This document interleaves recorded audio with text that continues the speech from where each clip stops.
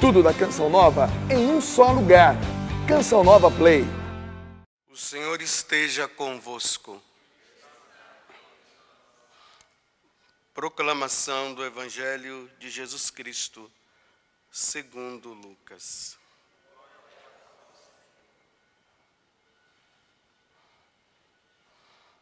Naquele tempo, Jesus, levantando os olhos para os seus discípulos, disse: Bem-aventurados vós, os pobres, porque vosso é o reino de Deus.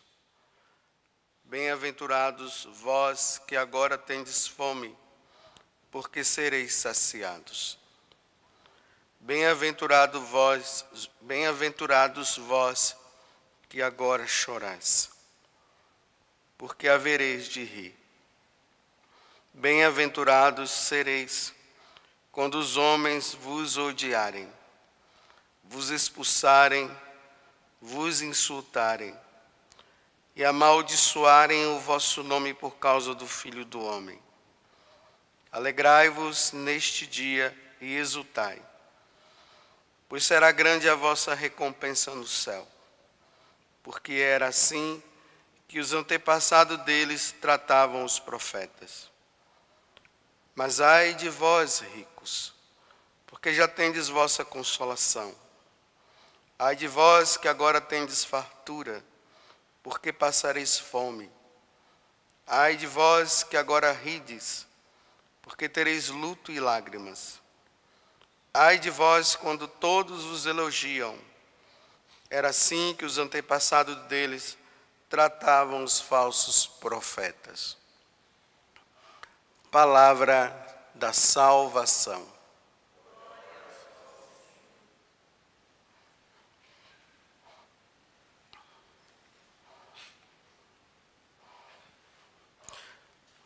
Continuando essa caminhada que nós estamos fazendo com Jesus, agora no Evangelho de São Lucas, ele fala da vida de Jesus a partir da visão dele, a partir do que ele ouviu e tudo mais.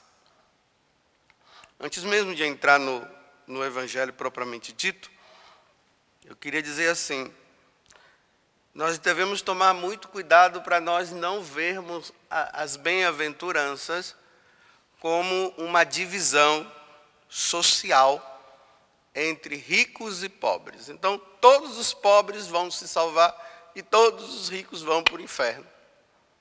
A gente ouve pregações assim, né? Essa divisão que é feita. Os ricos não vão se salvar, os pobres é que vão. Bem, na visão de Jesus, a pobreza ela não está relacionada simplesmente pelo fato de ter ou não ter alguma coisa. Não é bem isso, né? Porque na igreja temos santos que hoje estão no céu e que eram ricos. Reis e rainhas. A rainha de Portugal, Santa Isabel de Portugal, era uma rainha, e ela é santa, era rica. Mas também nós não podemos negar que tem pobres que não se salvaram. Então a primeira riqueza que nós precisamos ter na nossa vida é Deus. Deus é a nossa riqueza. E quando nós colocamos Deus como a nossa riqueza, nós não vamos nos deparar com situações materialistas simplesmente. Então vamos agora ao Evangelho para nós entendermos também mais ainda. Então ontem vocês viram que Jesus ele fez a escolha dos 12 apóstolos. São 72 discípulos e agora Jesus dos 72 ele tira 12 e diz: vocês serão aqueles que serão enviados. Vocês serão os meus apóstolos. Depois que Jesus faz a escolha, se vocês pegarem o Evangelho, né? O de ontem, você vai ver que é a continuação. Ele desce, aí ele vai para um lugar bem plano, ali fala. Aí ele encontra uma multidão, pessoas vindo de várias regiões ali, vinham da Judéia, vinham da Síria e tudo mais. E aí Jesus olha aquela multidão e ele olha para os discípulos. Então, os discípulos aqui, vamos incluir todos, né? Apóstolos e os discípulos dele. Então, ele olha para eles e começa a falar algo que os apóstolos, eles na verdade, eles só vão entender depois, que é mais ou menos aquilo que Paulo está dizendo na primeira leitura. Ele está falando assim: agora que você ressuscitou com Cristo, ou seja, agora que houve uma mudança dentro do coração de vocês, buscai as coisas do alto.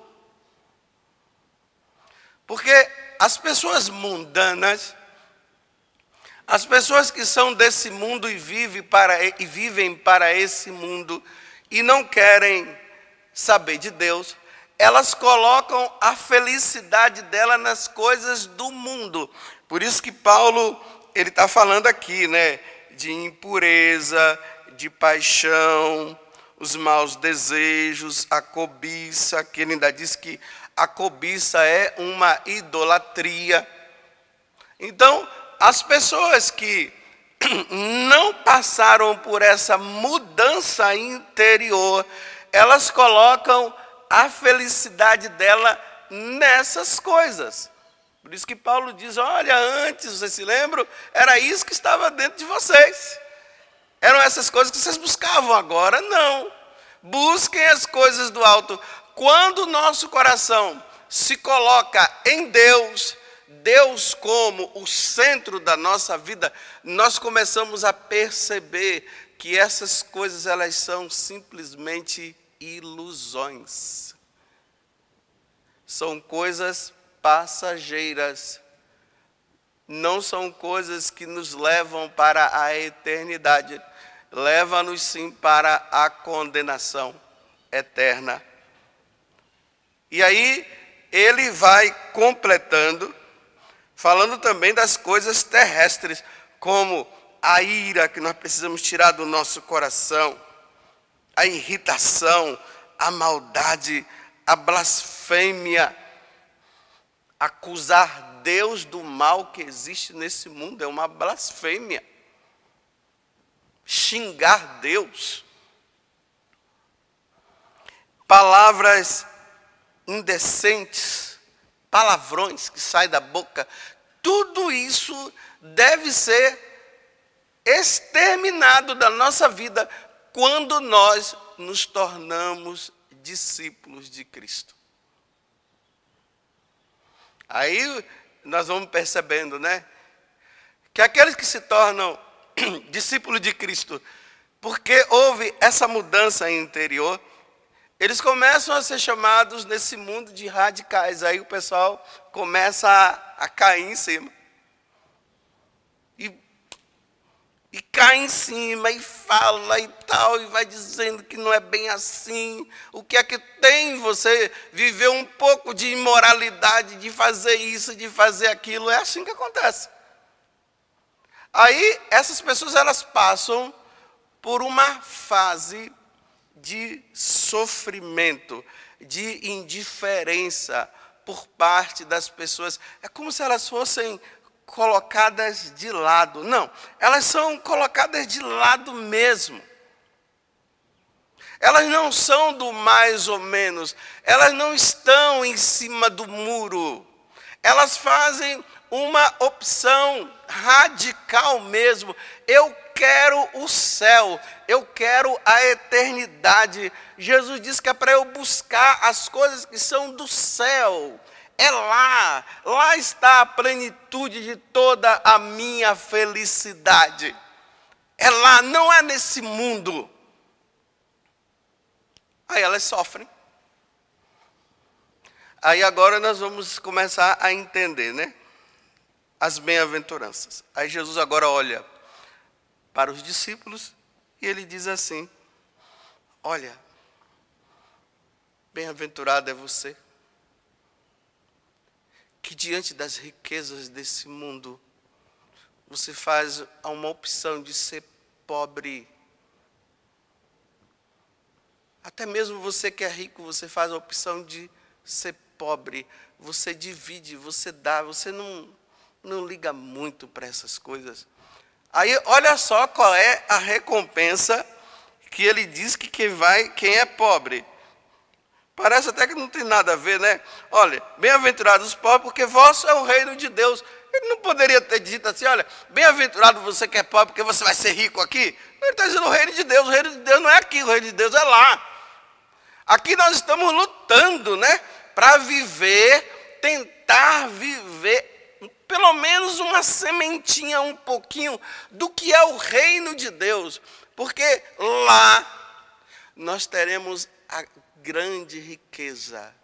Nós contemplaremos a Deus, a nossa riqueza é Deus. Jesus é o nosso tesouro. Lembremos da parábola daquele homem que encontrou um tesouro. Ele vai e vende tudo que tem para ficar com aquele tesouro. E aquele tesouro é Deus. É isso que Jesus está dizendo. Então, o discípulo de Jesus, ele tem como riqueza Deus. Com isso eu não estou dizendo que Deus apoia a miséria. A miséria não. Tanto que os religiosos, eles são convidados a viver o voto de pobreza. Não deveria ser o de riqueza? É o de pobreza. Se faz pobre nesse mundo, porque abraça a grande riqueza que é Deus. Aí vem a segunda, né? Bem-aventurado aqueles que têm fome. Fome de quê? No livro do profeta Joel, né? Não, Amós, capítulo 8, versículo 11. Lá Deus diz assim, olha, eu vou colocar e vou enviar sobre o povo de Israel, o povo de Deus, uma grande fome. Aí ele diz, não fome de comida e de bebida, mas fome de mim. Fome de Deus. Essa é a fome. Se nós formos olhar hoje a sociedade de hoje vive esse grande drama. As pessoas, elas têm fome de Deus, elas sentem sede de Deus. É por isso que as pessoas acabam se enganando, elas acabam indo aqui, acabam indo lá, eles vão nessa seita, eles acabam indo até no satanismo. Está com fome de Deus, estão atrás de alguma coisa que possa saciar essa fome interior e essa sede interior. Aí ele diz, bem-aventurado, aqueles que têm fome serão saciados. Aonde nós vamos saciar essa fome de Deus que nós temos, se não lá no céu? Vocês veem que as bem-aventuranças, elas estão sempre, Jesus sempre joga para frente, é para o futuro. O futuro é a nossa vivência no céu com Deus. Aqueles que têm fome de Deus, que procura Deus. Olha, eu vou até dizer assim, que vem até atrás de nós, padre, dizendo, padre, fala de Deus para nós. Eu quero Deus, fala de Deus. E às vezes nós, que somos chamados a falar de Deus, a levar Deus para o coração das pessoas, aí ficamos falando de outras coisas, né, das coisas desse mundo. Não sacia. Aí as pessoas ficam perdidas. Quem é que vai me dar Deus? Eu tô com fome de Deus. E esse é um grande pecado de nós padres, viu? Eu estou me incluindo nisso. Nós fomos ordenados para nos saciarmos de Deus e dar a Deus. Ninguém dá o que não tem. Se não tem, como é que vai dar? Imagina, você vai atrás de um missionário, vai atrás de um padre para ele falar de futebol. O cara só assiste jogo, só fala, o time dele é tudo. Aí quando você chega para conversar com ele, ele só fala de futebol. Em vez de falar de Deus. Em vez de dar Deus. Porque está levando uma vida tão terrena que acaba não dando Deus. Bem-aventurados os que choram, serão consolados. Vocês hão de rir. Vocês que choram, até choram porque não tem Deus. Essas mães que choram porque os filhos não têm Deus no coração. Lembremos de Santa Mônica, que chorou lágrimas e mais lágrimas, rios de lágrimas pelo filho. Você vê que ela ainda teve a graça de sorrir aqui na terra, quando ela viu o filho dela convertido.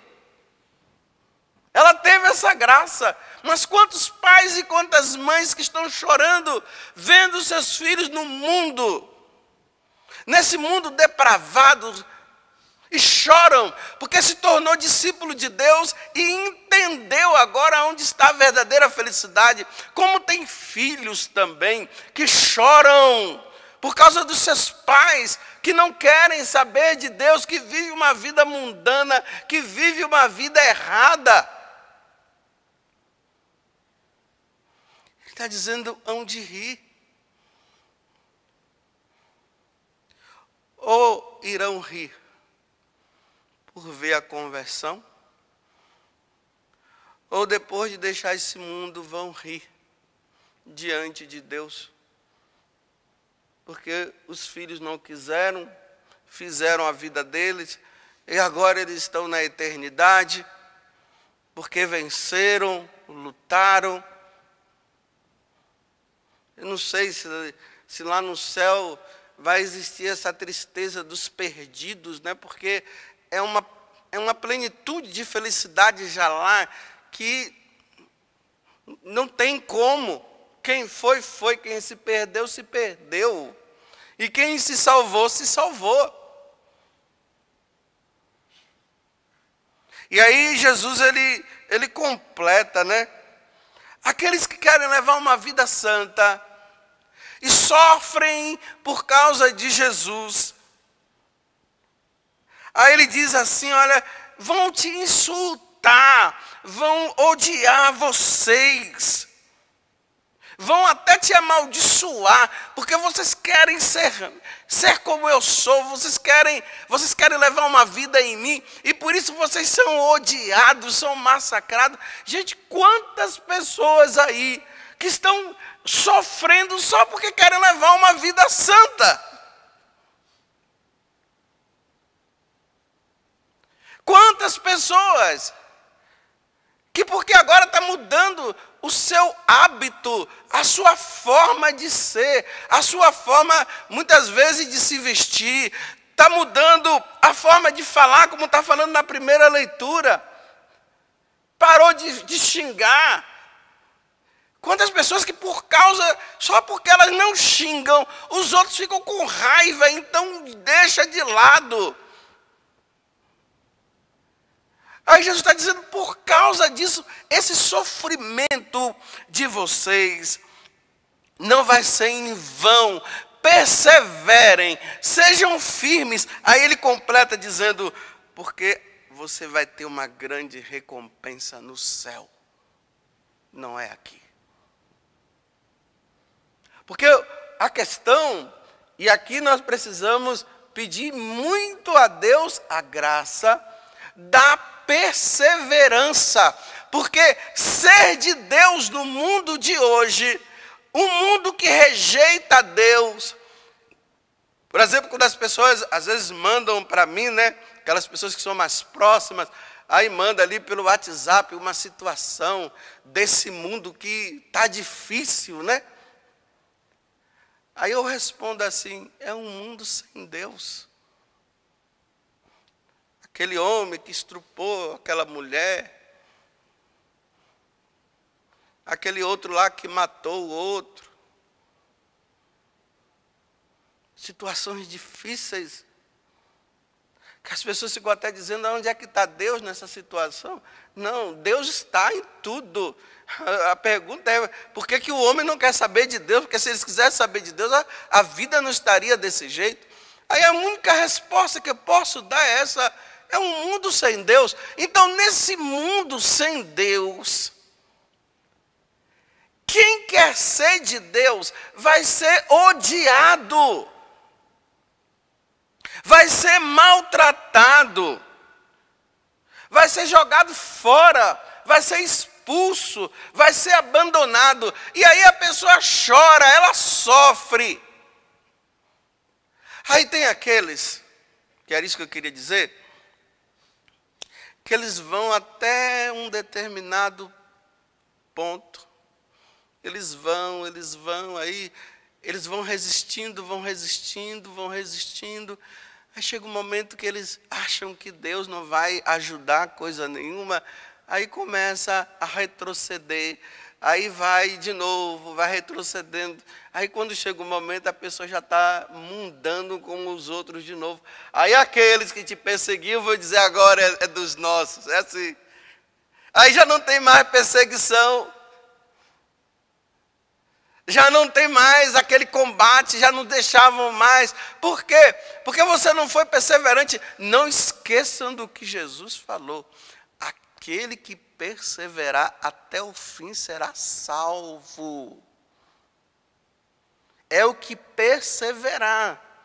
Eu vejo muitas pessoas com muitos movimentos aí, interiores, de mudança de vida e tal, todo mundo se alegrando, né? E é isso mesmo, nos alegremos com aqueles que estão mudando de vida, mas eu fico me perguntando, será que vai perseverar até quando?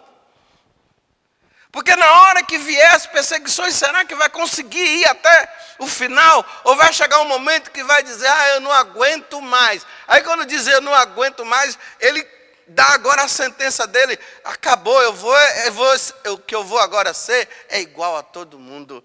Porque aqueles que estão vivendo uma vida sem Deus, eles estão tudo bem. É assim, aparentemente estão. E aí Jesus entra com os ais depois, né? Ai de vós ricos, ai de vós, vocês já estão sendo saciados, é isso mesmo. Você já tem tudo aqui. Lá você não vai ter não, porque você já tem tudo aqui. Então que Deus nos dê a graça de sermos perseverantes. Eu repito, a questão aqui não é o começo, a questão é a perseverança. Porque ser abandonado, aí nós já temos essa tendência de vitimismo, né? Ai, aquele vitimismo nosso, ai meu Deus, a gente fica assim. Ninguém me ama, ninguém me quer. Ai, meu Deus, esse vitimismo tudo, ai, e não sei o quê. Ai, Jesus não ficou com vitimismo não na hora do sofrimento dele. Olhemos para Jesus. Eu não estou dizendo também que nós somos os supermans da vida, que nós temos também as nossas fraquezas, mas aí eu sou seguidor de Jesus Cristo, aí eu não quero passar por isso, eu não quero passar por aquilo, porque eu levantei o braço para Jesus, agora eu quero ter uma vida boa. Aí quando começa as perseguições, ai, Jesus, ai o quê? Vai em frente. Pega a cruz com ele e vai em frente. Porque o que vai te dar força é o quê? Lá na eternidade, tudo isso vai passar. Eu terei a eternidade toda para viver o contrário de tudo que eu estou vivendo aqui, de sofrimento e tudo. Lá sim. Aí aqueles que pegam em você, que pega no seu pé, que fica te azucrinando, como diz na Bahia, te abusando o tempo todo, porque você quer levar uma vida santa, aí eles vão ver o que é que vai acontecer com eles depois. Que Deus nos dê a graça da perseverança. Tudo da Canção Nova em um só lugar. Canção Nova Play.